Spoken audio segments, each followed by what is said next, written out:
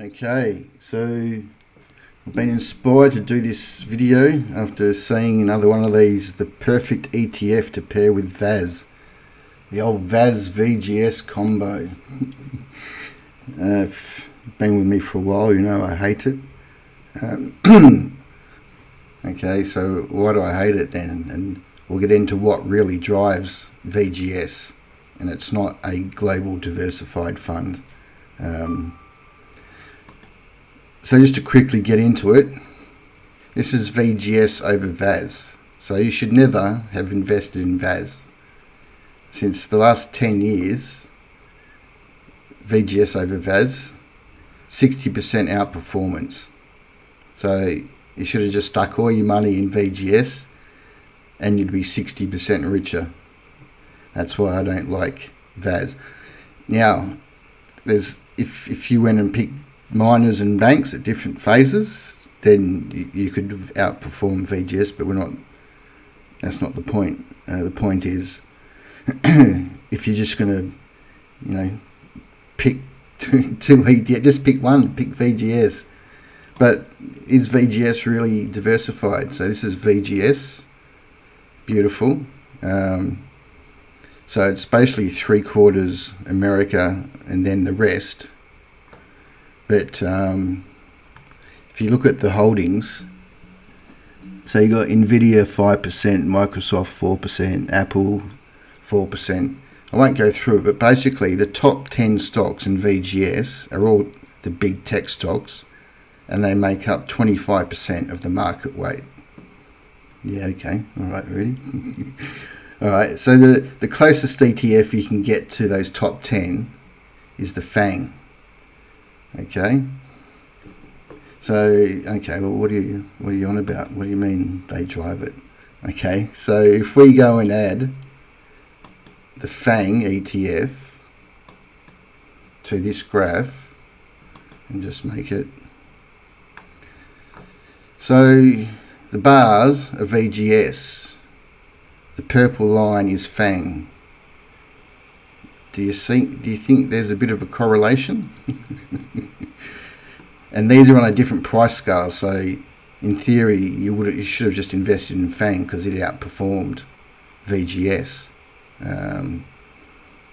Okay, so let's get on to okay. So VGS is not a diversified global. Well, I think it tracks the MSCI with 1,500 companies, but the world is now driven by these top 10 tech stocks. That's life. It's just how it is. So really, if you're going to invest in VGS, you need to look under the hood of how these tech stocks are going, because that's what's going to drive your return. Okay, so let's just have a look under the hood. Okay, so we've got Google here. Okay, I'll go to a monthly chart so we can get the big picture. So, magnificent run. Do I think they're going to crash? No. Do I think they're going to consolidate? Probably. But you can see we're at the top of a range, we're not at the bottom of the range. Apple. Okay, so Apple looks like it's going to have a bit of a run. Trump must have done some tariff deals with China. Anyway, Amazon. Okay, Amazon failed to make a new high here, so it's forming one of these inclining wedges which are bearish if broken. So that's sideways. Meta. Okay, so we're at the top of the channel there. So there's not much oomph left in there. Microsoft tried to have a go, but that looks like it wants to come back for a bit of a breather. ServiceNow. So that's failed to make new highs, so that's coming down. Netflix, never really understand this stock, but it goes bananas. So it's broken through the trend, and so that they could keep going up. Nvidia. Okay, so these guys report on Wednesday, I think. But I like Nvidia, I like chips, AI. It's still going. We'll see how they report. So I'm not bearish. I don't think these are going to crash. But the point I'm trying to make is that your VGS return relies on the performance of these 10 stocks. That's the point I'm trying to say. And these 10 stocks have run really hard, just like VGS has, and outperformed VAS significantly. So Broadcom, yeah, and then Tesla. So Elon. So this is where I like. There's an ETF called Drive, DRIV, just made up of all these autonomous cars, which Tesla's in. I like that. That's got.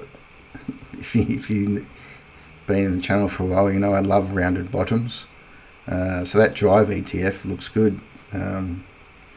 Okay, so that's what I'm trying to say is that VGS. Well, you shouldn't have been invested in VAS. Sorry if you have. You should have been in VGS. And you shouldn't have been in VGS. You should have just been in the FANG stocks. Because your return's been driven by FANG stocks. Now, if you're new to the channel, my new king ETF is MVR, which is just made up of our local boys, or the big miners, Woodside, BHP, Fortescue, Rio, pay div 4-ish%. Okay, so how do they go against VGS? Okay, so everything moves in cycles. So when it's coming down, VGS is outperforming them MVR. Then MVR outperforms. And what type of percent are we talking here, Rudy? So 63% outperformance of MVR over VGS during that period. Then you can see here you didn't want to be, you're getting your ass kicked in. So from here down to here, what's that? Do that again. 400%, it's not 400, 40%. So you would have been made 40% more by being in VGS than MVR. But there's been a bit of a bottoming pattern occur here. That's a nice green bar.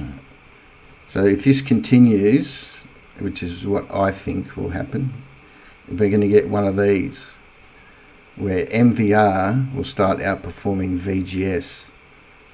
So none of this perfect partner for VAS rubbish.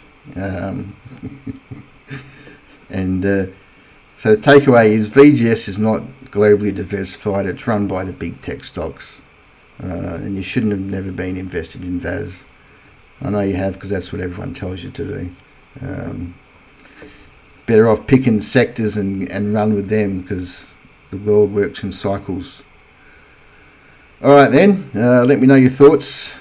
Have a crack and don't come back and say that VAS has dividends either. All right, thanks. See ya.